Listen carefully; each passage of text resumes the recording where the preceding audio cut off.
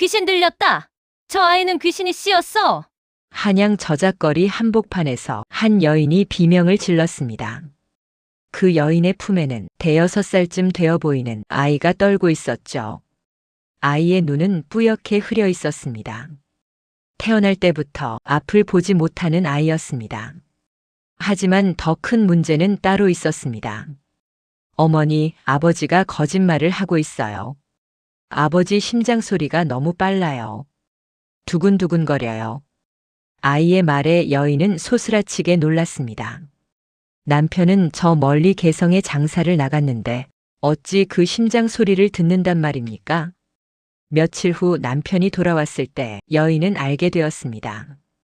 남편이 개성에서 다른 여인과 눈이 맞아 사통했다는 사실을 아이의 말이 맞았던 것입니다. 이 아이는 사람이 아니야. 귀신이야. 그날 밤 무명이라 불리던 아이는 저작거리 한 구석에 버려졌습니다.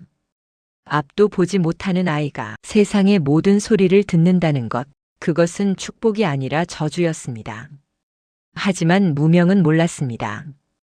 자신의 이 기이한 능력이 언젠가 도성 전체를 구원하게 될 것이라는 사실을, 그리고 자신을 귀신이라 부르던 세상이 나중에는 자신을 귀도라 부르며 숨어서 도움을 청하게 될 것이라는 사실을.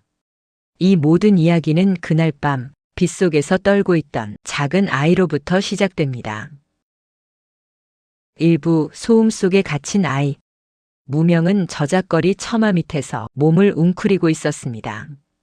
빗소리가 요란했습니다. 아니, 빗소리뿐이 아니었습니다. 저 멀리서 들려오는 말발굽 소리, 장사꾼들이 짐을 나르며 내는 신음소리, 술집에서 흘러나오는 웃음소리, 깨 짖는 소리, 닭 우는 소리, 그리고 수십 수백 명의 심장이 뛰는 소리까지. 무명의 귀에는 모든 것이 들려왔습니다. 너무 많은 소리가 한꺼번에 밀려들었습니다. 무명은 귀를 막았지만 소용없었습니다. 소리는 손가락 틈 사이로 뼈를 타고 공기를 타고 스며들었습니다. 시끄러워. 너무 시끄러워. 무명은 고개를 감싸 쥐고 신음했습니다. 세상이 온통 소음으로 가득했습니다. 평범한 사람들은 듣지 못하는 소리까지 무명에게는 천둥처럼 크게 들렸습니다. 저 멀리 대궐 안에서 내관들이 속삭이는 소리, 양반 사대부들이 사랑방에서 나누는 밀담, 심지어 쥐가 곡간을 긁는 소리까지. 무명은 태어날 때부터 이 능력을 가지고 있었습니다. 하지만 이것은 선물이 아니라 고통이었습니다. 어린 무명은 처음에는 이것이 당연한 줄 알았습니다. 모든 사람이 다 이렇게 듣는 줄 알았죠. 서너 살 무렵이었을 것입니다. 무명은 어머니에게 물었습니다. 어머니, 저기 큰아버지 집에서 큰어머니가 우는 소리가 들려요. 왜 우세요?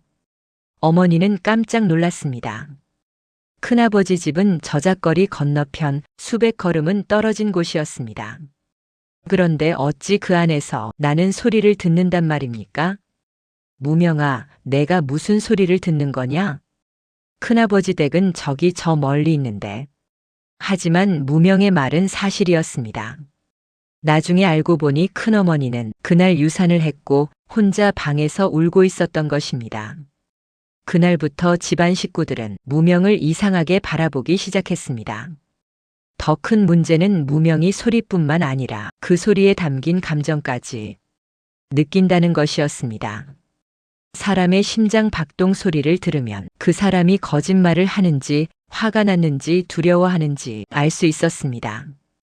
5살 되던 해 아버지가 장사를 나간다며 집을 나섰습니다. 하지만 무명은 알았습니다. 아버지의 심장 소리가 평소와 달랐습니다. 두근거림이 빨랐고 목소리에 떨림이 있었습니다. 아버지, 거짓말하지 마세요. 아버지는 장사가 아니라 다른 곳에 가시잖아요. 아버지는 화를 냈습니다. 이놈이 무슨 소리를 하는 거냐? 하지만 며칠 후 무명의 말이 사실로 드러났습니다. 아버지는 개성의 기생집을 드나들고 있었고 그곳에서 다른 여인과 눈이 맞았습니다. 어머니는 충격을 받았습니다. 그리고 무명을 바라보는 눈빛이 달라졌습니다. 공포와 혐오가 섞인 눈빛이었습니다. 저 아이는 귀신이야. 귀신이 씌었어. 어머니는 무명을 더 이상 안아주지 않았습니다. 무명이 다가가면 몸을 피했고 밥을 줄 때도 그릇을 밀어서 주었습니다. 무명은 이해할 수 없었습니다. 자신이 무엇을 잘못했는지, 왜 어머니가 자신을 피하는지, 앞이 보이지 않는 무명에게 어머니의 품은 유일한 안식처였습니다. 하지만 이제 그마저 사라졌습니다. 동네 사람들의 소문도 시작되었습니다. 저 집 막내 아들 말이야 귀신 들렸대. 맹인인 주제에 남의 마음을 읽는다잖아. 저런 아이는 불길해. 집안의 재앙을 부르는 거야. 집안 어른들이 모여 회의를 했습니다. 무명의 아버지는 술에 취해 소리쳤습니다. 저 아이를 어찌 해야 하오. 장사도 안 되고 동네에서 손가락질만 받고. 할아버지가 한숨을 쉬었습니다. 앞도 못 보는 아이가 무슨 소리를 듣는다고. 차라리 절에라도 보내는 게 나을 것 같구나. 어느 날 밤 무명은 어머니의 손에 이끌려 집을 나섰습니다. 어머니 어디 가요? 조용히 해. 그냥 따라오기만 해. 어머니의 목소리는 떨리고 있었습니다. 심장 소리도 불규칙했습니다. 무명은 알았습니다. 어머니가 무언가 두려워하고 있다는 것을. 하지만 그것이 무엇인지는 알 수 없었습니다. 비가 내리기 시작했습니다. 처음에는 보슬보슬 내리던 비가 점점 거세졌습니다. 무명은 어머니의 손을 꽉 잡았습니다. 하지만 어머니는 갑자기 손을 놓아버렸습니다. 어머니? 대답이 없었습니다. 무명은 손을 허공에서 휘저었습니다. 어머니, 어디 계세요? 하지만 어머니는 대답하지 않았습니다. 대신 멀어지는 발소리가 들렸습니다. 어머니가 달아나고 있었습니다. 무명은 그 순간 깨달았습니다. 자신이 버려진 것이라는 것을. 어머니, 어머니. 무명은 울부짖었습니다. 하지만 빗소리가 무명의 목소리를 삼켜버렸습니다. 무명은 그 자리에 주저앉았습니다. 앞이 보이지 않는 아이가 혼자 저작거리에 버려진 것입니다. 비는 점점 더 세차게 쏟아졌습니다. 무명은 몸을 웅크렸습니다. 온몸이 떨렸습니다. 추위 때문이 아니었습니다. 두려움 때문이었습니다. 세상의 모든 소리가 무명을 짓눌렀습니다. 빗소리, 천둥소리, 바람소리, 저 멀리서 들려오는 개 짖는 소리, 취객들의 고함 소리, 그리고 수십 수백 명의 심장 소리. 무명은 귀를 막았습니다. 하지만 소리는 멈추지 않았습니다. 소리는 계속해서 무명의 머릿속으로 파고들었습니다. 시끄러워. 제발 조용히 해줘. 무명은 울면서 소리쳤습니다. 하지만 아무도 무명의 소리를 듣지 않았습니다. 다음 날 아침 무명은 여전히 그 자리에 있었습니다. 비는 그쳤지만 옷은 젖어 있었고 온몸이 얼어붙어 있었습니다. 저작거리 사람들이 무명을 발견했습니다. 저게 뭐야? 맹인 아이잖아. 누가 버린 모양이야. 불쌍하게. 하지만 우리가 뭘 할 수 있겠어? 사람들은 무명을 그냥 지나쳤습니다. 조선시대 저작거리에는 버려진 아이들이 많았습니다. 무명은 그저 그중 하나일 뿐이었습니다. 무명은 배가 고팠습니다. 하지만 앞이 보이지 않는 아이가 어떻게 먹을 것을 구한다는 말입니까? 무명은 비틀거리며 일어났습니다. 손을 앞으로 뻗어 더듬거리며 걸었습니다. 하지만 몇 걸음 가지 못해 넘어졌습니다. 무명은 울지 않았습니다. 이미 눈물이 다 말라버렸습니다. 사흘이 지났습니다. 무명은 구걸로 연명했습니다. 하지만 앞이 보이지 않는 아이에게 돈을 주는 사람은 거의 없었습니다. 가끔 동정심 많은 안악이 밥 한 그릇을 주는 것이 전부였습니다. 무명은 저작거리 처마 밑에서 잠을 잤습니다. 밤이 되면 온갖 소리가 들려왔습니다.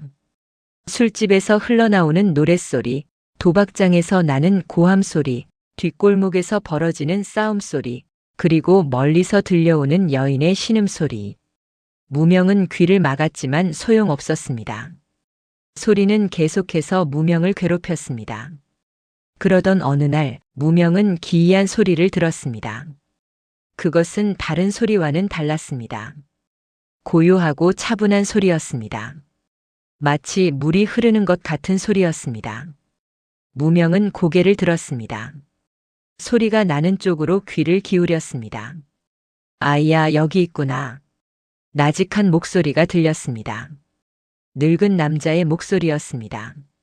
하지만 그 목소리에는 온기가 있었습니다. 무명이 버려진 후 처음 듣는 따뜻한 목소리였습니다. 너를 찾고 있었단다. 무명은 고개를 들었습니다. 하지만 앞이 보이지 않았습니다. 누구세요? 나는 그냥 지나가는 늙은이란다. 허노인이라고 불러다오. 허노인은 무명 앞에 쪼그리고 앉았습니다. 무명은 허노인의 심장 소리를 들었습니다. 그것은 느리고 규칙적이었습니다. 거짓이 없었습니다. 두려움도 없었습니다. 평화로운 심장 소리였습니다. 아이야, 너는 세상의 소리가 들린다지. 무명은 놀라 고개를 들었습니다. 어떻게 아셨어요? 내 눈빛을 보면 알 수 있단다. 아니, 눈빛이 아니라 내 주변의 기운을 보면 알지. 허노인은 부드럽게 웃었습니다. 나도 너처럼 앞을 보지 못한단다. 하지만 나는 다른 것을 볼 수 있지. 사람의 마음을 보는 시만이라는 것을 말이다. 무명은 처음으로 희망을 느꼈습니다. 자신과 같은 사람이 있다는 것이, 자신을 이해해주는 사람이 있다는 것이. 할아버지, 저는 괴물인가요? 무명의 목소리가 떨렸습니다. 허노인은 무명의 머리를 쓰다듬었습니다. 괴물이라니 무슨 소리냐? 너는 하늘이 준 특별한 선물을 받은 아이란다. 선물이요? 하지만 저는 이 능력 때문에 버려졌어요. 어머니도 아버지도 저를 버렸어요. 모두가 저를 무서워해요. 허노인은 한숨을 쉬었습니다. 사람들은 자신이 이해하지 못하는 것을 두려워한단다. 하지만 그것이 내 잘못은 아니야. 세상이 아직 너를 이해하지 못할 뿐이지. 허노인은 무명의 손을 잡았습니다. 아이야, 나와 함께 가지 않겠느냐? 내가 너에게 내 능력을 제대로 쓰는 법을 가르쳐 주마. 그리고 세상의 소리에 휘둘리지 않고 진짜 중요한 소리를 듣는 법을 알려주지.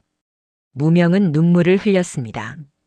이번에는 슬픔의 눈물이 아니었습니다. 안도의 눈물이었습니다. 처음으로 누군가가 자신을 받아준다는 안도감. 처음으로 누군가가 자신을 이해해준다는 감사함. 할아버지, 저를 데려가 주시겠어요? 그럼 당연하지. 이제 너는 혼자가 아니란다. 그날 밤 무명은 허노인을 따라 저작거리 구석에 있는 작은 움막으로 갔습니다. 움막은 허름했지만 따뜻했습니다. 허노인은 무명에게 따뜻한 죽을 끓여주었습니다. 무명은 며칠 만에 처음으로 따뜻한 밥을 먹었습니다. 배를 채우고 나자 온몸에 힘이 풀렸습니다. 허노인은 무명에게 깨끗한 옷을 입혀주고 잠자리를 마련해 주었습니다. 이제 자거라 아이야. 내일부터 내 새로운 인생이 시작된단다. 무명은 그날 밤 처음으로 평화롭게 잠들었습니다. 세상의 모든 소리가 여전히 들렸지만 이제는 두렵지 않았습니다. 옆에 허노인이 있다는 것만으로도 무명은 안심할 수 있었습니다. 2부 소리의 결을 읽는 법. 허노인과 함께 살기 시작한 지 보름이 지났습니다. 무명은 처음으로 안정된 생활을 하게 되었습니다. 매일 아침 허노인이 끓여주는 따뜻한 죽으로 하루를 시작했고 밤에는 따뜻한 이불을 덮고 잠들었습니다. 하지만 무명의 귀는 여전히 고통받고 있었습니다. 세상의 모든 소리가 한꺼번에 밀려들어 머리가 터질 것만 같았습니다. 어느 날 아침 무명은 또다시 귀를 막고 신음했습니다. 할아버지, 너무 시끄러워요. 이 소리들을 어떻게 멈춰요? 허 노인은 무명의 손을 잡았습니다. 아이야, 소리를 멈출 수는 없단다. 하지만 소리를 다스릴 수는 있지. 다스린다고요? 그래. 내가 지금 듣는 소리는 마치 큰 강물과 같단다. 모든 물이 한꺼번에 밀려오니 내가 떠내려가는 것이야.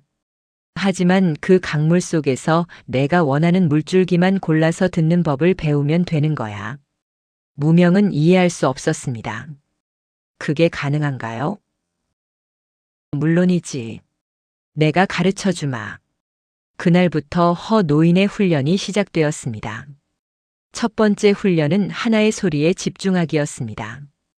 허 노인은 무명을 저작거리 한복판에 데려갔습니다. 온갖 소음이 난무하는 곳이었습니다. 아이야, 이제 내 목소리만 들어라. 다른 모든 소리는 잊고 오직 내 목소리만. 무명은 애를 썼습니다. 하지만 수십 가지 소리가 동시에 밀려들었습니다.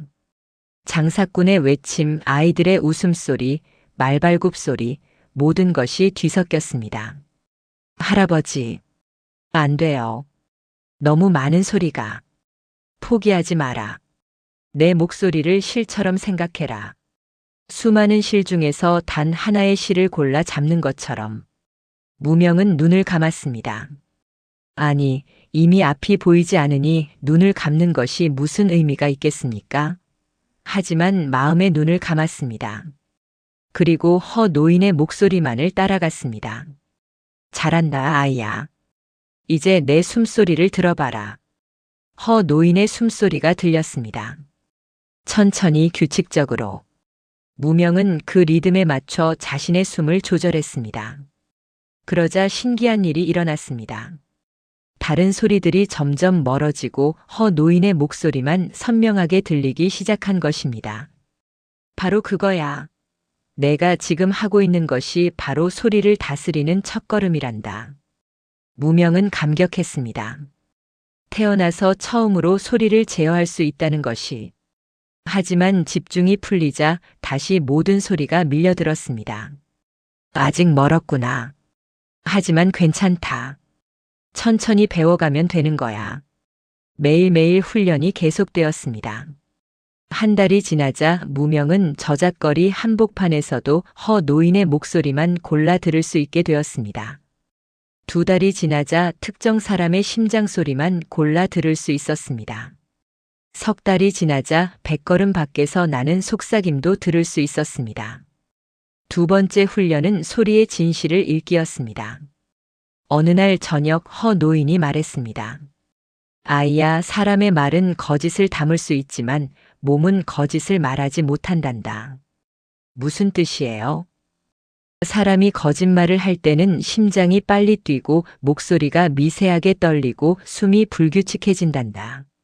내가 그것을 읽을 수 있다면 세상의 모든 거짓을 꿰뚫어 볼 수 있지.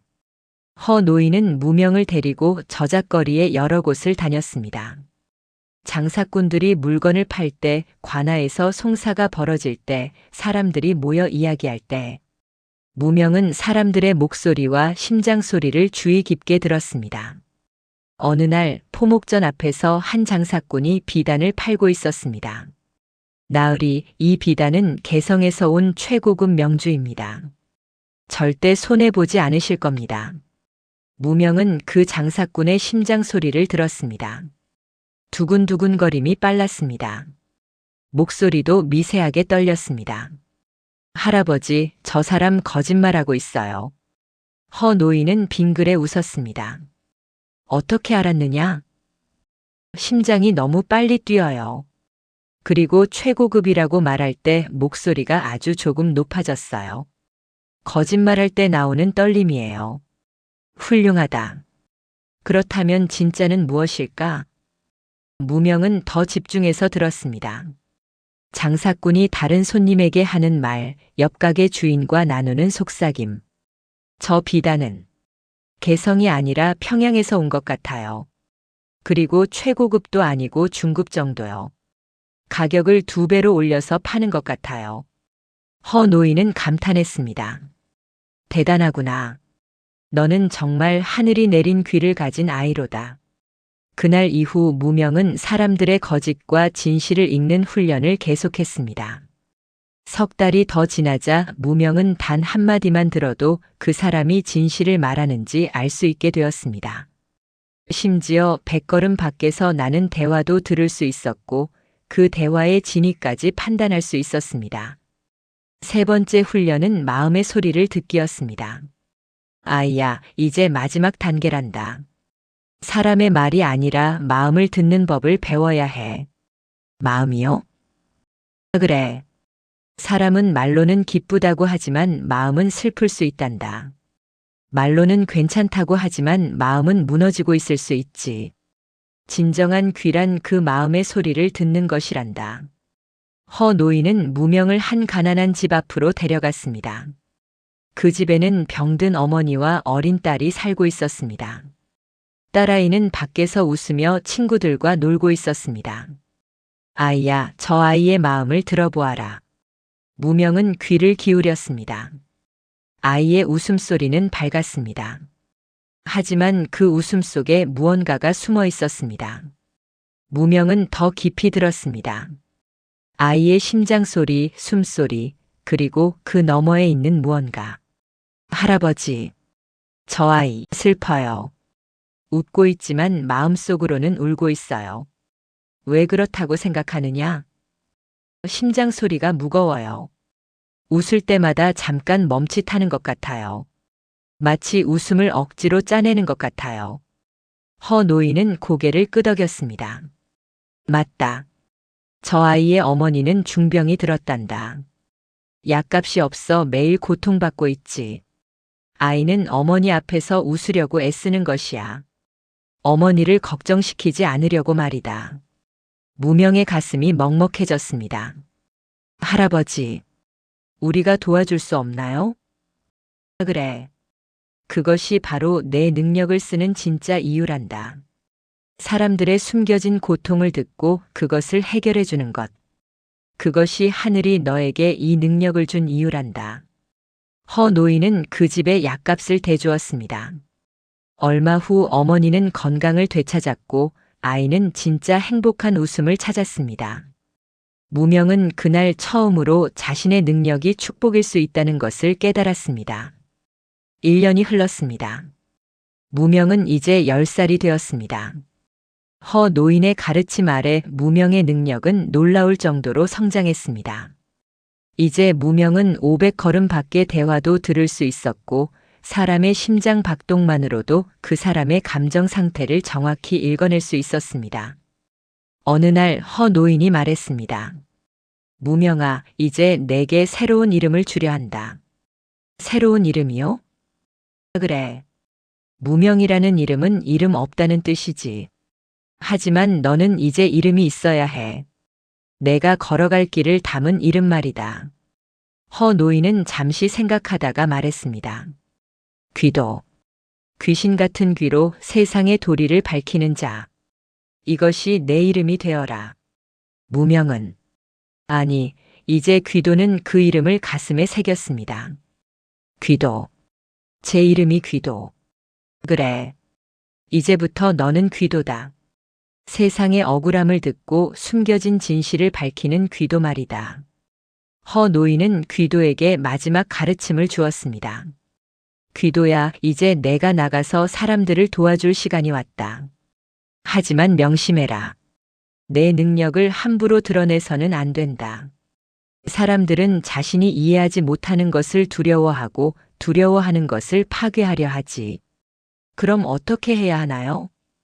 내가 듣고 알아낸 것을 다른 사람에게 전할 때는 마치 내가 직접 본 것처럼, 내가 조사해서 알아낸 것처럼 말해야 한다. 절대로 내가 소리를 듣고 알아냈다고 말해서는 안 된다. 귀도는 고개를 끄덕였습니다. 알겠습니다, 할아버지. 그날부터 귀도는 저작거리에 숨은 조력자가 되었습니다. 낮에는 허 노인을 도와 점술집 일을 거들었고 밤에는 저작거리 곳곳을 다니며 사람들의 이야기를 들었습니다. 억울한 누명을 쓴 사람이 있으면 진실을 밝혀주었고 사기를 당한 사람이 있으면 증거를 찾아주었습니다. 사람들은 귀도가 어떻게 그 모든 것을 아는지 신기해했지만 귀도는 그저 제가 저작거리를 돌아다니다가 우연히 들었습니다라고만 말했습니다. 석 달이 지나자 저작거리에 소문이 퍼졌습니다. 눈먼 아이가 있는데 그 아이에게 가면 억울한 일을 해결해 준다더라. 귀도라고 하던데 정말 신기해. 어떻게 저렇게 다 할까? 어느 날 한 남자가 허 노인의 점술집을 찾아왔습니다. 소인은 포목전에서 일하는 사람입니다. 주인이 소인을 도둑이라고 몰아세워 관가에 고발하려 합니다. 하지만 소인은 절대 훔치지 않았습니다. 억울합니다. 귀도는 그 남자의 심장 소리를 들었습니다. 규칙적이고 안정적이었습니다. 거짓이 없었습니다. 무엇을 훔쳤다고 하십니까? 비단 5필이 사라졌다고 합니다. 하지만 소인은 그 비단을 본 적도 없습니다. 귀도는 고개를 끄덕였습니다. 그 포목전이 어디 있습니까? 종로 큰 길에 있는 김씨 포목전입니다. 그날 밤 귀도는 그 포목전 근처로 갔습니다. 밤이 깊었지만 귀도에게는 문제 없었습니다. 귀도는 앞을 보지 못했지만 소리로 세상을 보았으니까요. 귀도는 포목전 주변의 소리에 귀를 기울였습니다. 주인의 목소리가 들렸습니다. 안채에서 누군가와 이야기하고 있었습니다. 여보, 그놈에게 죄를 뒤집어 씌우면 우리가 훔친 비단을 팔아도 아무도 모르게요. 그래. 가난한 머슴놈 하나쯤이야 누가 믿겠소? 관가에 은전 몇 냥만 찔러주면 끝이야. 귀도는 진실을 알았습니다. 주인이 스스로 비단을 빼돌려 팔고 그 죄를 머슴에게 뒤집어 씌운 것이었습니다. 다음 날 귀도는 그 남자에게 말했습니다. 주인이 비단을 빼돌렸습니다. 증거는 주인 집 안채 뒤뜰에 있습니다. 거기 땅을 파보면 비단이 묻혀 있을 겁니다. 어떻게 하셨습니까? 제가 밤에 그곳을 지나다가 우연히 봤습니다. 주인이 뭔가를 묻는 것을요. 남자는 관가에 고했고 관가에서 조사를 나왔습니다. 정말로 안채 뒤뜰에서 비단이 나왔고 주인은 죄를 자백할 수밖에 없었습니다. 남자는 누명을 벗었고 귀도에게 감사했습니다. 이런 일들이 계속되었습니다. 억울한 사람을 구하고 사기꾼을 밝혀내고 숨겨진 진실을 드러냈습니다.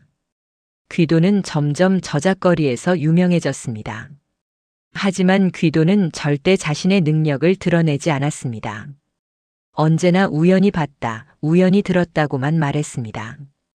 허 노인은 그런 귀도를 흐뭇하게 바라봤습니다. 잘하고 있다, 귀도야. 너는 이제 진정한 저작거리의 귀가 되었구나. 3부 저작거리의 정복꾼. 3년이 흘렀습니다. 귀도는 이제 15살 청년이 되었습니다. 키도 훌쩍 자랐고 목소리도 낮아졌습니다. 하지만 여전히 앞을 보지 못했고 여전히 지팡이의 의지에 걸었습니다. 겉으로 보기에는 평범한 맹인 청년이었습니다. 하지만 저작거리 사람들은 알았습니다. 귀도가 결코 평범하지 않다는 것을. 귀도는 이제 저작거리에서 손꼽히는 정복꾼이 되었습니다. 사람들은 귀도를 찾아와 억울한 일을 호소했고 귀도는 언제나 해답을 찾아주었습니다. 누가 도둑인지, 누가 거짓말을 하는지, 어디에 증거가 숨겨져 있는지. 귀도는 모든 것을 알고 있었습니다. 소리만으로 말입니다. 허 노인의 점술집은 이제 저작거리에서 가장 유명한 곳이 되었습니다. 하지만 허 노인은 결코 오만하지 않았고 귀도 역시 겸손함을 잃지 않았습니다. 어느 봄날 한 양반 나으리가 점술집을 찾아왔습니다. 옷차림으로 보아 제법 높은 벼슬아치인 듯 했습니다. 소인은 호조의 난관입니다. 귀도라는 이를 만나고 싶소. 허 노인은 귀도를 불렀습니다.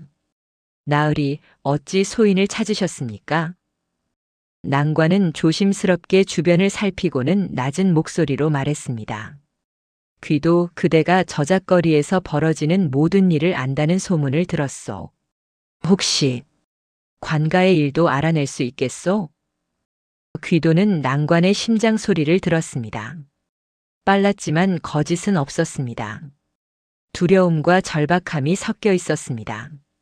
무슨 일이신지 말씀하십시오. 호조의 장부가 맞지 않소. 은자 3,000냥이 사라졌소.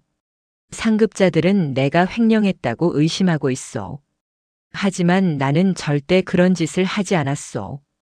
누군가 나에게 죄를 뒤집어 씌우려 하고 있소. 귀도는 고개를 끄덕였습니다. 호조가 어디 있습니까? 광화문 근처입니다. 제가 가보겠습니다. 이틀만 시간을 주십시오. 그날 밤 귀도는 광화문 쪽으로 향했습니다. 도성 안은 저작거리와는 달랐습니다. 규율이 엄격했고 야경꾼들이 순찰을 돌았습니다. 하지만 귀도에게는 문제 없었습니다. 야경꾼의 발소리를 듣고 미리 피하면 되었으니까요. 귀도는 호조 청사 근처에 숨어서 귀를 기울였습니다. 밤이 깊었지만 청사 안에는 아직 사람이 있었습니다. 두 사람의 목소리가 들렸습니다. 김나으리, 정말 이렇게 해도 괜찮겠습니까? 걱정 마. 그 멍청한 놈은 아무것도 모를 거야. 장부만 조작하면 모든 죄가 그놈한테 가. 하지만 3,000냥이면 큰 돈인데. 그러니까 우리가 나눠 가지는 거 아냐. 자네도 1,000냥은 가질 수 있어. 귀도는 이제 알았습니다.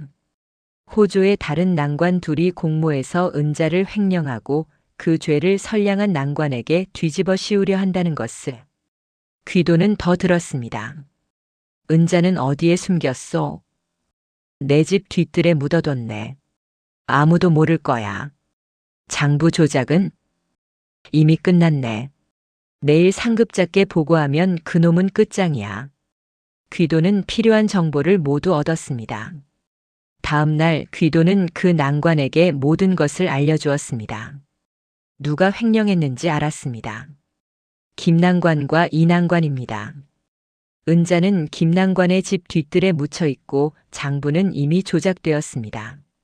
어떻게 그걸 알았소? 저는 밤에 돌아다니며 많은 것을 듣습니다. 우연히 그들의 대화를 들었습니다. 난관은 감격했습니다. 고맙소 귀도. 이 은혜를 어찌 갚아야 할지. 은혜는 필요 없습니다.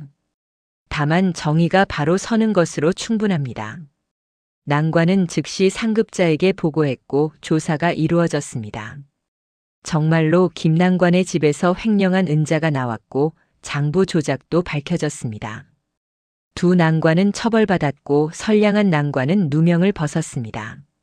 이 일로 귀도의 명성은 저작거리를 넘어 도성 안까지 퍼지기 시작했습니다. 하지만 귀도는 여전히 조용히 살았습니다. 낮에는 허노인을 돕고 밤에는 사람들을 도왔습니다. 그러던 어느 날 기이한 일이 벌어졌습니다. 저작거리에서 갑자기 사람들이 사라지기 시작한 것입니다. 처음에는 거지 한두 명이 사라졌습니다. 사람들은 대수롭지 않게 여겼습니다. 거지들은 원래 떠돌아다니니까요. 하지만 일주일 사이에 10명이 넘는 사람들이 사라졌습니다. 이번에는 거지뿐만 아니라 평범한 백성들도 포함되어 있었습니다. 도대체 무슨 일이 벌어지는 거지? 혹시 귀신이 사람을 잡아가는 건 아닐까? 사람들은 두려워했습니다. 저작거리에 공포가 퍼졌습니다. 귀도는 이 일을 조사하기 시작했습니다. 사라진 사람들의 가족을 만나 이야기를 들었습니다. 마지막으로 언제 보셨습니까? 사흘 전 저녁이었습니다. 일을 마치고 집에 온다고 했는데 그 뒤로 소식이 없습니다. 어디서 일하셨습니까? 남대문 근처 주막에서 일했습니다. 귀도는 사라진 사람들의 공통점을 찾기 시작했습니다. 모두 가난한 백성들이었고 대부분 혼자 사는 사람들이었습니다. 그리고 모두 밤늦게 인적이 드문 곳을 지나다가 사라졌습니다. 귀도는 밤마다 저작거리를 돌아다니며 수상한 소리를 찾았습니다. 사흘째 되는 밤 귀도는 드디어 단서를 잡았습니다. 남대문 근처 뒷골목에서 기이한 소리가 들렸습니다. 수레바퀴 소리, 사람의 신음소리, 그리고 낮게 속삭이는 목소리들. 이놈도 데려가. 조용히 해. 누가 들으면 어쩌려고. 귀도는 조심스럽게 다가갔습니다. 4명의 사내가 기절한 사람을 수레에 싣고 있었습니다. 이번 달 할당량을 채워야 해. 좌의정 어른께서 다음 주에 검사하신다고 하셨어. 알았어. 서둘러. 좌의정? 귀도는 깜짝 놀랐습니다. 좌의정이라면 조정의 최고위 관료입니다. 그런 분이 왜 사람을 납치하는 일과 연관되어 있단 말입니까? 귀도는 그들을 따라갔습니다. 소리만으로 추적하는 것은 귀도에게 어려운 일이 아니었습니다. 수레는 도성 북쪽 인왕산 기슭에 있는 한 저택으로 들어갔습니다. 귀도는 저택 담장 너머로 귀를 기울였습니다. 지하에서 신음소리가 들렸습니다. 수십 명의 사람들이 갇혀 있는 것 같았습니다. 밥 좀 주십시오. 언제까지 이곳에 있어야 하는 겁니까? 제발 집에 보내주십시오. 귀도는 분노했습니다. 무고한 백성들을 납치해서 지하에 가두고 있다니. 대체 무슨 목적인 것일까요? 귀도는 더 들었습니다. 저택 안채에서 대화 소리가 들렸습니다. 나으리 이번 달에 50명을 모았습니다. 잘했다. 이들을 북쪽 광산으로 보내라. 거기서 일하다 죽어도 아무도 모를 것이다. 알겠습니다, 나으리. 귀도는 이제 모든 것을 알았습니다. 좌의정 권도준이 가난한 백성들을 납치해서 광산에서 강제 노역을 시키고 있다는 것을, 그리고 그 광산에서 나온 금은으로 막대한 부를 쌓고 있다는 것을. 귀도는 즉시 허 노인에게 달려갔습니다. 할아버지, 큰일 났어요. 귀도는 모든 것을 말했습니다. 허 노인은 심각한 표정으로 들었습니다. 귀도야, 이것은 너무 위험한 일이다. 좌의정이라면 조정에서도 막강한 힘을 가진 사람이야. 섣불리 건드렸다가는 우리가 위험해질 수 있어. 하지만 할아버지, 무고한 사람들이 고통받고 있어요. 저는 그냥 보고만 있을 수 없어요.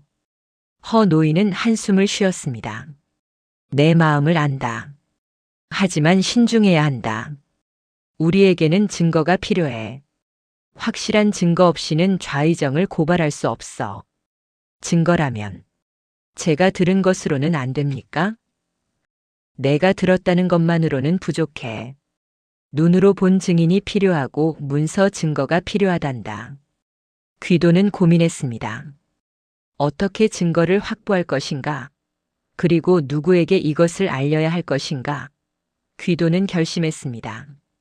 위험하더라도 이 일을 밝혀내야 한다고. 무고한 백성들을 구해야 한다고. 그날 밤부터 귀도는 좌의정 저택을 감시하기 시작했습니다. 매일 밤 담장 너머에 숨어서 안에서 나는 모든 대화를 들었습니다.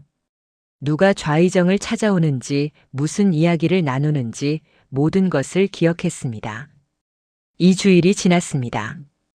귀도는 놀라운 사실을 발견했습니다. 좌의정 권도주는 단순히 사람을 납치하는 것뿐만 아니라 조정을 전복시킬 음모를 꾸미고 있었습니다. 어느 날 밤 좌의정 저택에 수상한 사람들이 모였습니다. 귀도는 그들의 대화를 들었습니다. 나으리, 무기는 준비되었습니다. 사가 지하 무기고에 칼 500자루, 활 300개가 있습니다. 좋다. 군사는 1000명을 모았습니다. 모두 나으리의 명을 기다리고 있습니다. 아직 부족하다. 더 모아야 한다. 적어도 2000명은 있어야 궁을 칠 수 있다. 반란. 귀도는 등골이 오싹해졌습니다. 좌의정 권도준이 반란을 준비하고 있다니. 이것은 단순히 백성 납치보다 훨씬 더 큰 문제였습니다. 나라 전체가 위험에 처한 것입니다. 귀도는 즉시 허 노인에게 달려갔습니다. 하지만 허 노인의 집에 도착했을 때 기이한 침묵이 감돌았습니다. 할아버지. 대답이 없었습니다. 귀도는 불길한 예감이 들었습니다. 사부 도성을 뒤덮은 거대한 침묵. 귀도는 허 노인의 집으로 뛰어들어갔습니다. 할아버지, 할아버지. 방 안에서 신음소리가 들렸습니다. 귀도는 그 소리를 따라 안방으로 들어갔습니다. 허 노인이 바닥에 쓰러져 있었습니다. 할아버지. 귀도는 허 노인을 부축했습니다. 허 노인의 옷이 젖어 있었습니다. 피었습니다. 할아버지, 누가 이런 짓을? 허 노인은 가쁜 숨을 몰아쉬며 말했습니다. 귀도야. 검은 옷 입은 자들이 와서. 할아버지, 말씀하지 마세요. 제가 의원을 부르겠습니다. 귀도는 일어서려 했지만 허 노인이 귀도의 손을 꽉 잡았습니다. 늦었다. 귀도야. 내 말을 잘 들어라. 허 노인의 심장 소리가 점점 약해지고 있었습니다. 귀도는 눈물을 흘렸습니다. 할아버지, 안 돼요. 저를 두고 가시면 안 돼요. 귀도야. 너는 이제 혼자서도 잘할 수 있단다. 내 능력을 올바르게 써라. 허 노인의 목소리가 점점 작아졌습니다. 세상에는 아직 많은 억울한 사람들이 있단다. 그들의 소리를 들어주렴. 허 노인의 심장 소리가 멈췄습니다. 귀도는 허 노인을 흔들었습니다. 할아버지, 할아버지. 하지만 대답이 없었습니다. 허 노인은 숨을 거두었습니다. 귀도는 허 노인의 시신을 꼭 안고 울었습니다. 자신을 거둬주고 가르쳐주고 사랑해준 유일한 사람. 이제 그마저 떠나갔습니다. 귀도는 다시 혼자가 되었습니다. 하지만 슬퍼할 시간이 없었습니다. 밖에서 발소리가 들렸습니다. 여러 명의 발소리였습니다. 무거운 발걸음, 규칙적인 호흡. 군사들이었습니다. 저 안에 있다. 잡아라. 문이 박살났습니다. 군사들이 집 안으로 밀려 들어왔습니다. 귀도라는 놈이 어디 있느냐? 귀도는 재빨리 뒷문으로 빠져나갔습니다. 앞을 보지 못했지만 소리만으로 길을 찾을 수 있었습니다. 저기다. 쫓아라. 귀도는 저작거리를 달렸습니다. 군사들의 발소리가 뒤에서 들렸습니다. 갑옷 소리, 칼 부딪히는 소리, 거친 숨소리. 귀도는 필사적으로 달렸습니다. 하지만 앞이 보이지 않는 귀도에게는 한계가 있었습니다. 장애물을 피하기 어려웠고 좁은 골목을 찾기도 어려웠습니다. 귀도는 담장에 부딪혀 넘어졌습니다. 군사들이 다가왔습니다. 거기 섰거라. 귀도는 다시 일어나 달렸습니다. 그때 누군가가 귀도의 손을 잡았습니다. 이리 와. 낯선 목소리였지만 심장 소리는 선량했습니다. 귀도는 그 사람을 따라갔습니다.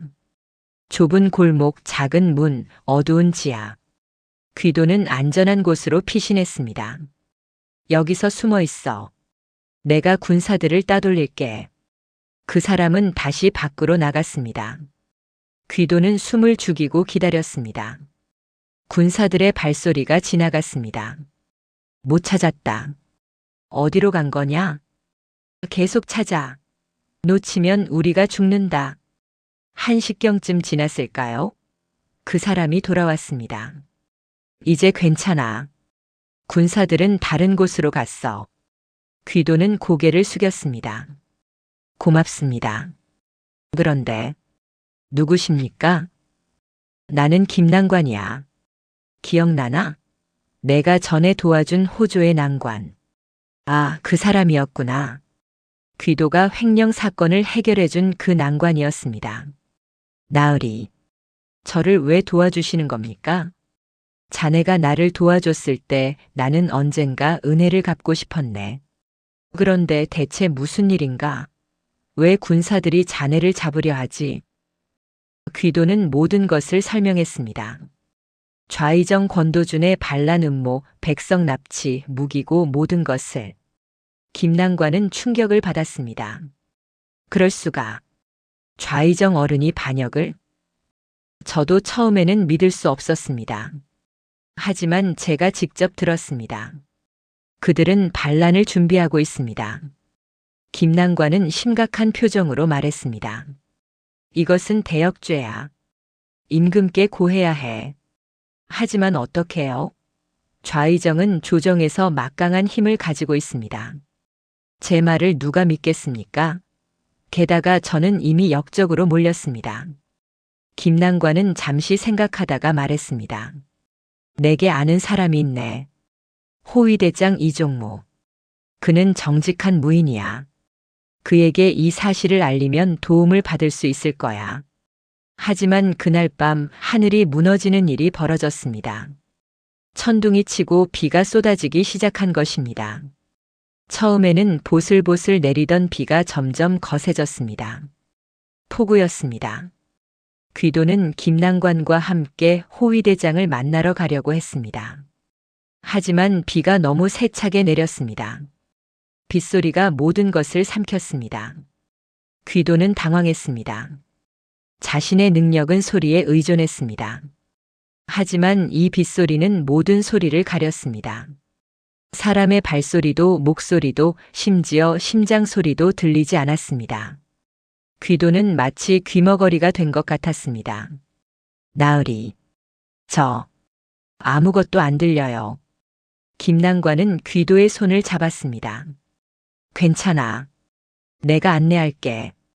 두 사람은 빗속을 헤쳐나갔습니다.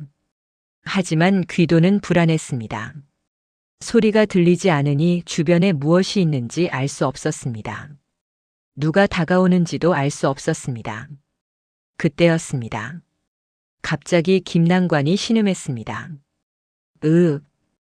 귀도는 김난관의 손에서 힘이 빠지는 것을 느꼈습니다. 나으리. 김난관이 쓰러졌습니다. 누군가가 김난관을 습격한 것입니다. 하지만 빗소리 때문에 귀도는 아무것도 듣지 못했습니다. 나으리. 나으리. 귀도는 김난관을 흔들었지만 대답이 없었습니다. 그리고 주변에서 여러 사람의 기척이 느껴졌습니다. 검은 옷 입은 자들이었습니다. 좌의정이 보낸 자객들이었습니다.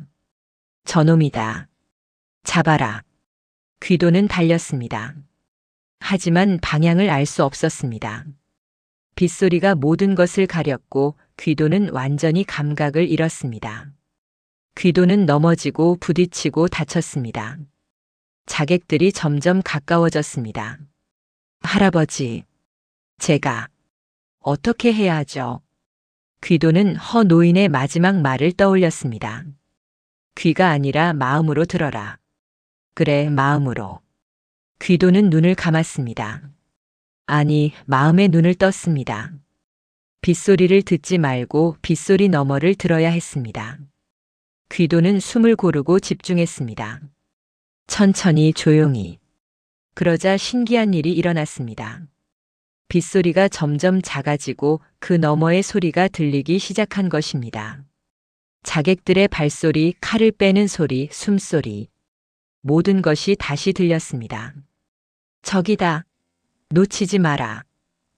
귀도는 자객들의 위치를 정확히 파악했습니다. 왼쪽에 3명, 오른쪽에 2명, 뒤에 4명. 귀도는 유일하게 비어있는 앞쪽으로 달렸습니다. 빗속을 뚫고 장애물을 피하며 귀도는 달렸습니다. 이제 귀도는 빗소리에 방해받지 않았습니다. 오히려 빗소리를 이용했습니다. 빗소리 속에서 더욱 선명하게 들을 수 있었습니다. 허 노인의 가르침이 떠올랐습니다.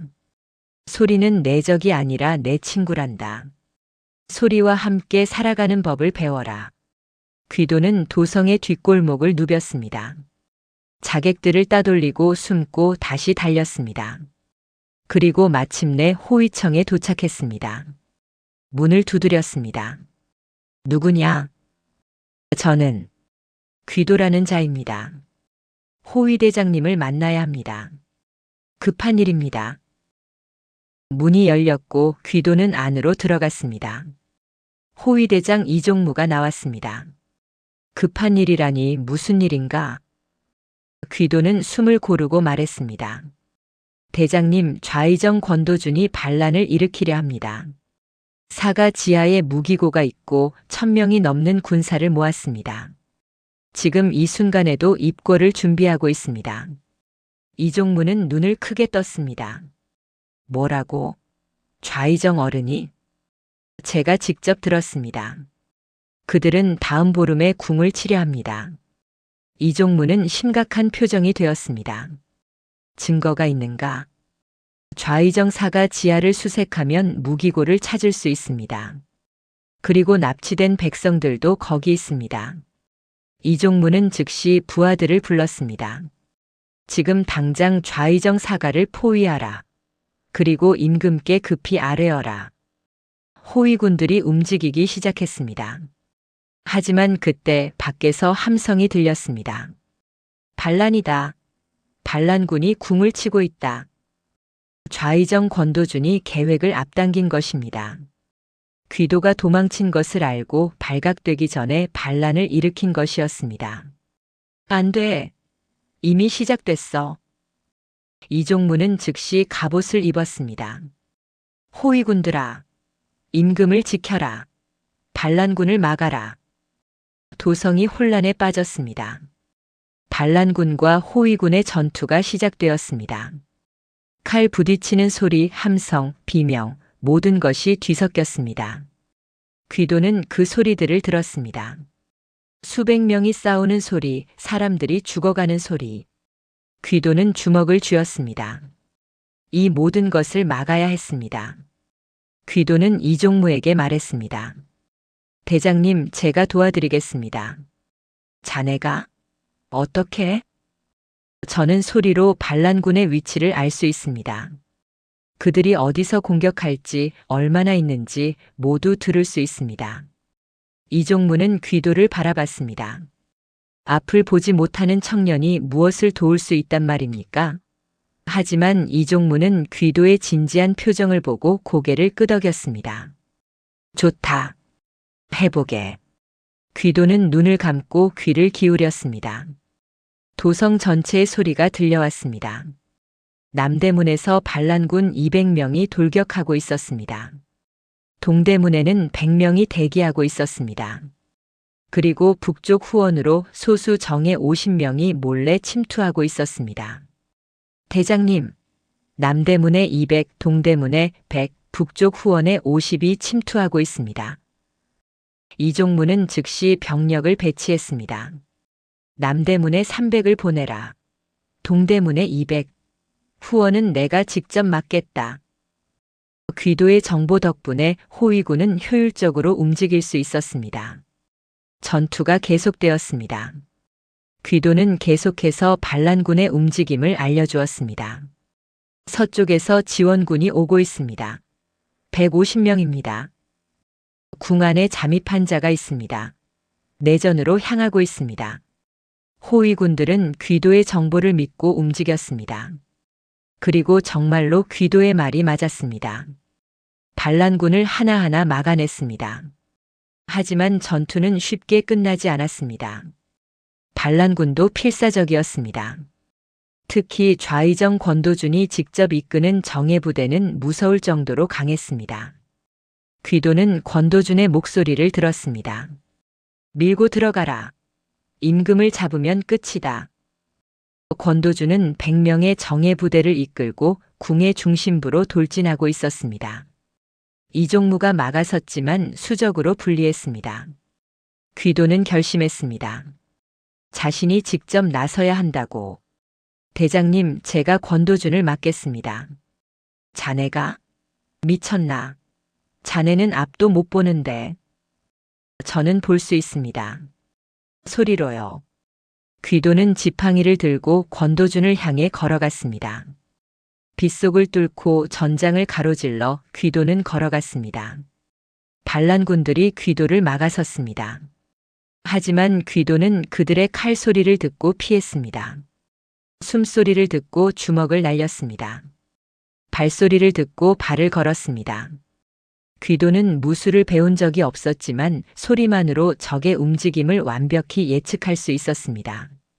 적이 칼을 휘두르기 전에 근육이 움직이는 소리를 듣고 적이 발을 내딛기 전에 중심이 이동하는 소리를 듣고 귀도는 모든 공격을 피했습니다.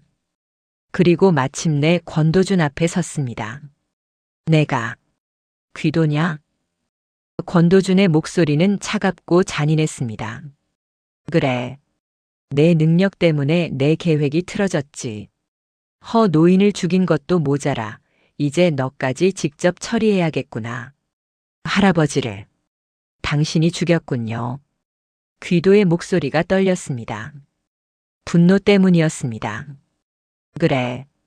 그 늙은이가 너무 많이 알았어. 그리고 너도 너무 많이 들었지. 그러니 죽어야 해. 권도준이 칼을 빼들었습니다. 명검이었습니다. 칼을 빼는 소리만으로도 그 예리함을 알 수 있었습니다. 오부 진실의 울림. 권도준이 칼을 휘둘렀습니다. 빗속에서도 칼날이 번쩍였습니다. 하지만 귀도는 이미 알고 있었습니다. 칼을 휘두르기 전 권도준의 어깨 근육이 움직이는 소리를 들었으니까요. 귀도는 한 걸음 뒤로 물러났습니다. 칼이 귀도의 코앞을 스쳤습니다. 오? 제법인데? 권도준은 연이어 공격했습니다. 횡배기, 세로배기, 찌르기. 하지만 귀도는 모든 공격을 피했습니다.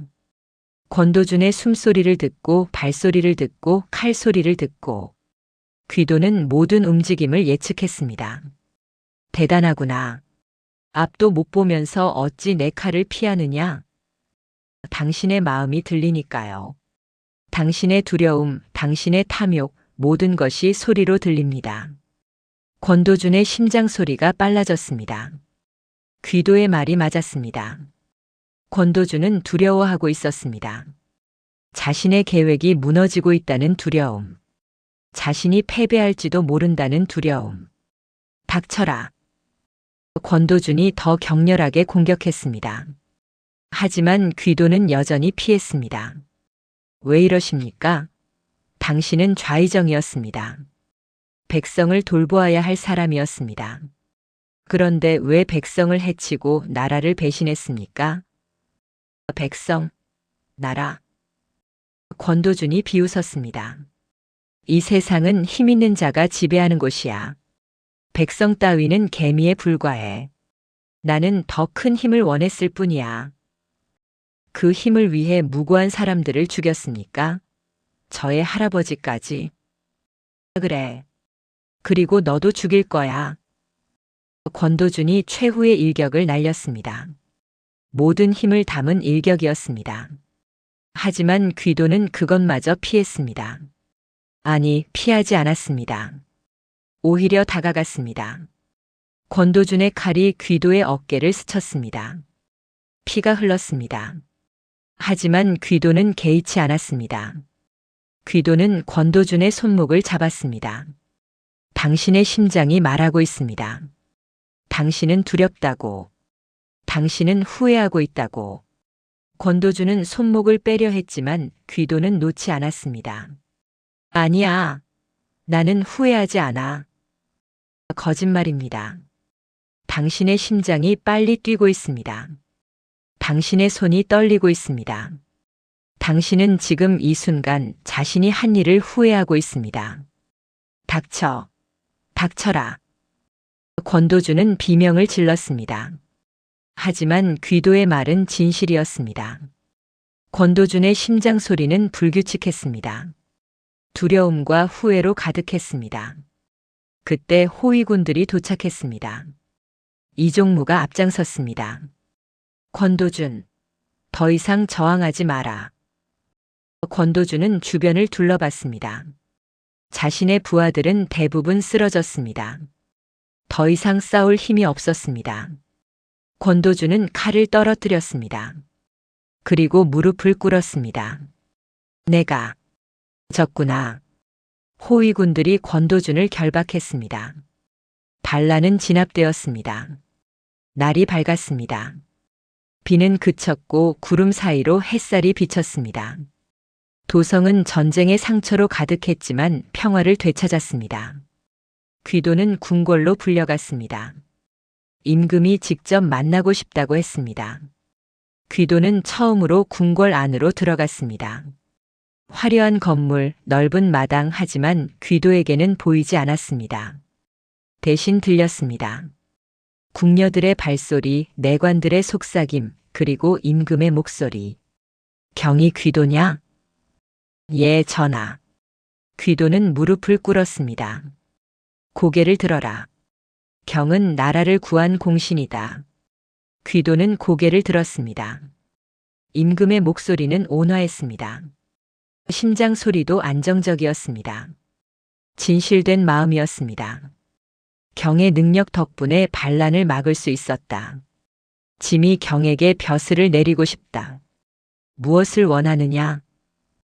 귀도는 잠시 생각했습니다. 벼슬, 권력, 부. 하지만 귀도는 그런 것을 원하지 않았습니다. 전하, 소인은 벼슬을 원하지 않습니다. 뭐라고? 그럼 무엇을 원하느냐? 소인은 저작거리로 돌아가고 싶습니다. 그곳이 소인의 집이고 그곳 사람들이 소인의 가족입니다. 임금은 놀랐습니다. 벼슬을 거절하다니. 경은 참으로 기이한 사람이로다. 전하, 다만 한 가지 부탁이 있습니다. 말해보아라. 좌의정 권도준이 납치한 백성들을 모두 풀어주십시오. 그리고 그들에게 보상을 해주십시오. 그들은 아무 죄 없이 고통받았습니다. 임금은 고개를 끄덕였습니다. 그리하겠다. 경의 뜻대로 하겠노라. 귀도는 절을 올렸습니다. 감사합니다, 전하. 임금은 귀도에게 금은보화를 하사하려 했지만 귀도는 그것도 거절했습니다. 다만 하나만 청했습니다. 전하, 소인의 스승 허 노인을 정중히 장례 치러주십시오. 그것만이 소인의 소원입니다. 임금은 허락했습니다. 허 노인은 국가 장례로 치러졌습니다. 비록 한미한 점술사였지만 귀도를 길러낸 스승이었고 그로 인해 나라가 구원받았으니 그럴 자격이 있었습니다. 귀도는 허 노인의 무덤 앞에 섰습니다. 할아버지, 저 이제 혼자가 되었습니다. 하지만 괜찮아요. 할아버지가 가르쳐 주신 것들을 잊지 않을게요. 소리를 듣고 진실을 찾고 억울한 사람을 도와줄게요. 할아버지, 편히 쉬세요. 귀도는 절을 올렸습니다. 그리고 저작거리로 돌아갔습니다. 저작거리 사람들이 귀도를 환영했습니다. 귀도, 돌아왔구나. 내가 나라를 구했다며? 우리의 영웅이야. 사람들은 귀도를 둘러쌌습니다. 하지만 귀도는 고개를 저었습니다. 저는 영웅이 아닙니다. 저는 그저 소리를 듣는 사람일 뿐입니다. 귀도는 허 노인의 점술집으로 돌아갔습니다. 이제 이곳이 귀도의 집이었습니다. 그날 밤 귀도는 점술집 마루에 앉아 차를 마셨습니다. 저작거리의 소리가 들렸습니다. 장사꾼들이 물건을 정리하는 소리, 아이들이 뛰노는 소리, 사람들이 웃는 소리. 평화로운 소리들이었습니다. 귀도는 미소 지었습니다. 이제 귀도는 소리를 두려워하지 않았습니다. 오히려 소리를 사랑했습니다. 소리는 세상과 연결되는 방법이었습니다. 소리는 진실을 말해주었습니다. 소리는 귀도의 눈이었습니다. 며칠 후 한 남자가 점술집을 찾아왔습니다. 귀도 나으리 계십니까? 나으리라니요. 저는 그냥 귀도입니다. 귀도님 도와주십시오. 소인의 아들이 누명을 썼습니다. 귀도는 고개를 끄덕였습니다. 말씀해 보십시오. 무슨 일인지. 남자는 이야기를 시작했습니다. 귀도는 귀를 기울였습니다. 남자의 목소리를 듣고 심장 소리를 듣고 진실을 들었습니다. 그렇게 귀도의 새로운 하루가 시작되었습니다. 억울한 사람을 돕고 숨겨진 진실을 밝히고 저작거리의 평화를 지키는 하루. 귀도는 이제 알았습니다. 자신의 능력이 왜 주어졌는지, 무엇을 위해 쓰여야 하는지. 허 노인이 말했던 것처럼 이것은 저주가 아니라 선물이었습니다. 세상의 억울한 눈물을 닦아줄 하늘의 선물. 귀도는 그 선물을 소중히 쓸 것입니다. 평생 동안 계절이 바뀌었습니다. 여름이 지나고 가을이 왔습니다. 귀도의 명성은 점점 더 퍼졌습니다. 도성 곳곳에서 사람들이 귀도를 찾아왔습니다. 하지만 귀도는 결코 교만하지 않았습니다. 언제나 겸손했고 언제나 진실되었습니다. 어느 가을날 저녁 귀도는 저작거리를 걷고 있었습니다. 단풍잎이 떨어지는 소리가 들렸습니다. 바람이 부는 소리, 사람들이 이야기하는 소리, 세상의 모든 소리. 귀도는 그 소리들에 귀를 기울이며 걸었습니다. 그리고 미소 지었습니다. 할아버지, 저 잘하고 있죠? 엔딩, 저작거리로 돌아온 귀. 3년이 흘렀습니다. 귀도는 이제 20이 되었습니다. 저작거리의 점술집은 여전히 그 자리에 있었고 귀도는 여전히 그곳에서 사람들을 도왔습니다.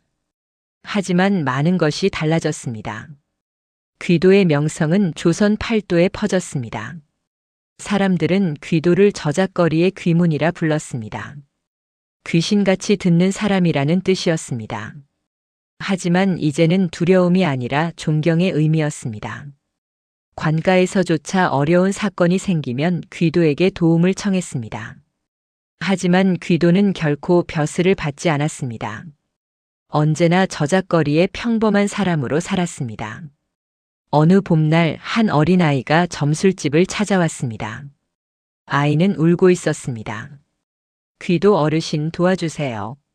저희 아버지가 누명을 쓰셨어요. 귀도는 아이의 손을 잡았습니다. 울지 마라. 무슨 일인지 이야기해 보렴. 아이는 눈물을 닦으며 말했습니다. 아버지는 대장간 일을 하십니다. 그런데 양반댁 칼이 없어졌다고 아버지를 도둑이라고 하셔요.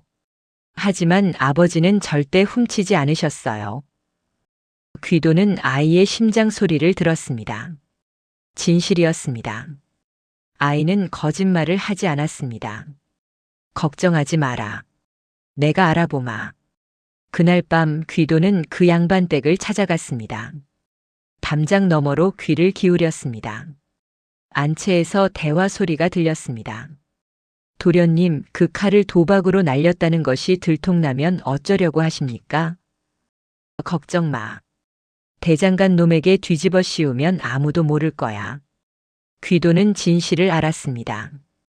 양반집 도련님이 칼을 도박판에 걸었다가 잃어버리고 그 죄를 대장장이에게 뒤집어 씌운 것이었습니다. 다음 날 귀도는 관가에 가서 모든 것을 알렸습니다. 관가에서 조사를 나갔고 도박장에서 그 칼을 찾아냈습니다. 대장장이는 무죄로 풀려났고 양반집 도련님은 벌을 받았습니다. 아이는 귀도에게 감사했습니다. 귀도 어르신 정말 감사합니다. 어떻게 다 아셨어요? 귀도는 아이의 머리를 쓰다듬었습니다. 나는 그저 소리를 들었을 뿐이란다. 아이는 고개를 갸웃했습니다. 소리요? 그래. 세상의 모든 소리에는 진실이 담겨 있단다. 그 소리를 잘 들으면 진실을 찾을 수 있지. 아이는 눈을 빛냈습니다. 저도 배울 수 있을까요? 귀도는 미소 지었습니다. 물론이지. 내가 원한다면 말이다. 그날부터 그 아이는 귀도의 제자가 되었습니다. 귀도는 아이에게 소리를 듣는 법을 가르쳤습니다. 한 가지 소리에 집중하는 법, 거짓과 진실을 구분하는 법, 마음의 소리를 듣는 법. 아이는 귀도처럼 특별한 능력은 없었지만 열심히 배웠습니다. 귀도는 흐뭇했습니다. 허 노인이 자신을 가르쳤던 것처럼 이제 자신도 누군가를 가르치고 있었습니다. 어느 여름날 왕실에서 사신이 왔습니다. 귀도 전하께서 다시 한번 그대를 부르셨소. 무슨 일이십니까?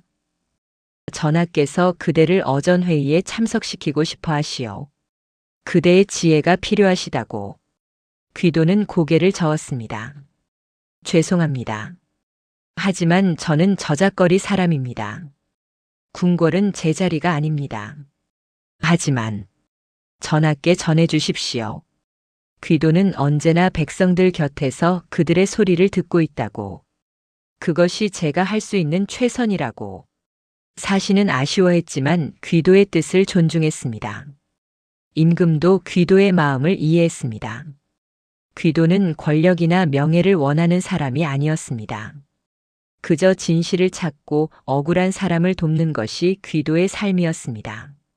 가을이 왔습니다. 귀도는 허 노인의 무덤을 찾았습니다. 무덤 앞에는 국화꽃이 피어 있었습니다. 할아버지 잘 계시죠? 저는 잘 지내고 있어요. 할아버지가 가르쳐 주신 대로 살고 있습니다. 귀도는 술을 따르고 절을 올렸습니다. 할아버지, 이제 저도 제자를 가르치고 있어요. 어린아이인데 정말 열심히 배웁니다. 할아버지께서 저를 가르치셨던 것처럼요. 바람이 불었습니다. 나뭇잎이 바스락거렸습니다. 귀도는 그 소리를 들으며 미소 지었습니다. 마치 할아버지가 대답하는 것 같았습니다. 잘하고 있다, 귀도야. 겨울이 왔습니다. 저작거리에 눈이 내렸습니다. 귀도는 점술집 마루에 앉아 차를 마셨습니다.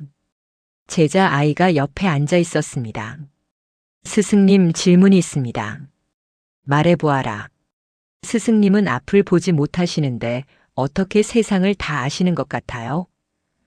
귀도는 웃었습니다. 나는 세상을 다 알지 못한단다.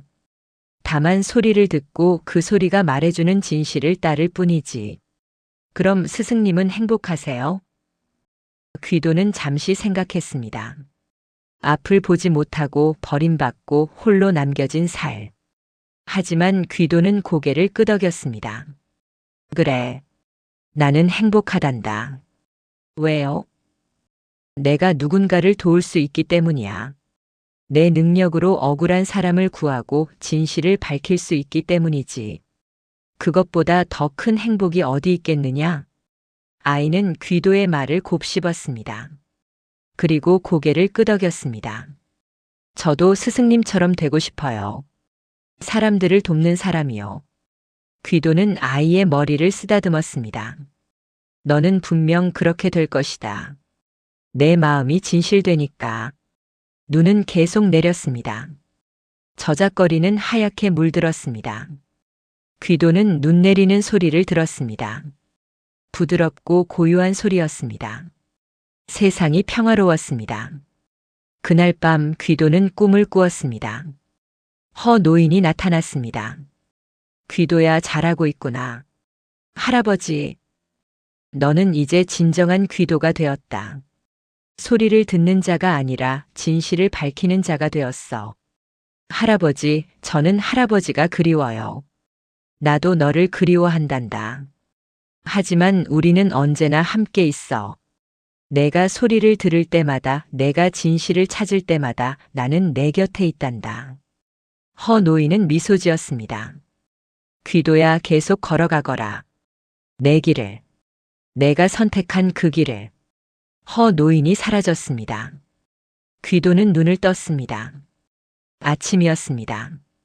새로운 하루가 시작되었습니다. 귀도는 일어나 옷을 입었습니다. 지팡이를 들었습니다. 그리고 밖으로 나갔습니다. 저작거리는 이미 활기를 띠고 있었습니다. 장사꾼들이 물건을 펼쳤고 사람들이 오갔고 아이들이 뛰어놀았습니다. 귀도는 그 모든 소리를 들었습니다. 웃음소리, 대화소리, 발걸음소리, 삶의 소리였습니다. 귀도는 저작거리를 걸었습니다. 사람들이 귀도에게 인사했습니다. 귀도님, 안녕하세요. 귀도 나으리, 오늘도 좋은 하루 되세요. 귀도는 미소 지으며 답했습니다. 좋은 하루 되십시오. 귀도는 한때 이 세상을 증오했습니다. 자신을 버린 세상, 자신을 이해하지 못하는 세상. 하지만 이제는 달랐습니다. 이제 귀도는 이 세상을 사랑했습니다. 소리로 가득한 이 세상, 진실과 거짓이 뒤섞인 이 세상, 그럼에도 불구하고 아름다운 이 세상. 귀도는 점술집으로 돌아왔습니다. 벌써 사람들이 기다리고 있었습니다. 귀도님, 도와주십시오. 저희 아들이 제 남편이. 귀도는 그들의 이야기를 들었습니다. 한 사람 한 사람 정성스럽게, 그리고 진실을 찾아주었습니다. 해가 저물었습니다. 저녁 노을이 하늘을 붉게 물들였습니다. 귀도는 마루에 앉아 차를 마셨습니다. 제자 아이가 옆에 앉아 물었습니다. 스승님, 오늘도 많은 사람을 도우셨네요. 그래. 하지만 아직 도와야 할 사람이 더 많단다. 스승님은 언제까지 이 일을 하실 거예요? 귀도는 웃었습니다. 평생. 내가 숨을 쉬는 한, 소리를 들을 수 있는 한, 나는 이 일을 할 것이다. 왜요? 왜냐하면. 귀도는 잠시 말을 멈췄습니다. 그리고 차분하게 말했습니다. 진실은 입이 아니라 떨리는 마음 속에 있기 때문이란다. 그 떨리는 마음의 소리를 들어주는 사람이 필요하기 때문이지. 아이는 고개를 끄덕였습니다. 저도 그런 사람이 될게요, 스승님. 너는 분명 그럴 것이다. 밤이 되었습니다. 달이 떠올랐습니다. 저작거리는 조용해졌습니다. 하지만 완전히 조용하지는 않았습니다. 여전히 소리가 있었습니다. 바람 소리, 개 짖는 소리, 먼 곳에서 들려오는 노랫소리. 귀도는 그 소리들을 들으며 미소 지었습니다. 세상은 소리로 가득했습니다. 그리고 그 소리 하나하나에는 이야기가 있었습니다. 기쁨의 이야기, 슬픔의 이야기, 사랑의 이야기, 미움의 이야기. 귀도는 그 모든 이야기를 들었습니다. 그리고 그 이야기들 속에서 진실을 찾았습니다. 귀도의 이야기는 여기서 끝이 아닙니다. 귀도는 계속해서 저작거리에서 살았고 계속해서 사람들을 도왔습니다. 평생 동안 사람들은 귀도의 이야기를 후대에 전했습니다. 옛날에 귀도라는 사람이 있었다네. 앞을 보지 못했지만 세상의 모든 진실을 들을 수 있었다지. 그는 욕심이 없었고 권력을 원하지 않았네. 다만 억울한 사람을 돕고 진실을 밝히는 것이 그의 삶이었다네. 그리고 그는 우리에게 가르쳐 주었지. 진실은 눈으로 보는 것이 아니라 마음으로 듣는 것이라고. 소리에 귀를 기울이면 세상의 모든 비밀을 알 수 있다고. 그 이야기는 오늘날까지 전해집니다. 저작거리의 귀문 귀도. 앞을 보지 못했지만 누구보다 세상을 잘 보았던 사람. 버림받았지만 누구보다 많은 사람을 품었던 사람. 그의 이야기는 우리에게 말합니다. 진정한 힘은 무엇을 가지고 있느냐가 아니라 그것을 어떻게 쓰느냐에 있다고. 진정한 귀는 소리를 듣는 것이 아니라 마음을 듣는 것이라고. 그리고 오늘도 어디선가 누군가의 떨리는 마음의 소리를 듣고 있을 것입니다. 귀도처럼. 여러분, 끝까지 들어주셔서 진심으로 감사드립니다. 이 이야기가 여러분의 마음에 작은 울림이 되었기를 바랍니다. 세상의 소리에 귀 기울이시고 진실을 찾으시길 바랍니다. 구독과 좋아요, 알림 설정 부탁드립니다. 다음 이야기로 또 찾아뵙겠습니다. 감사합니다.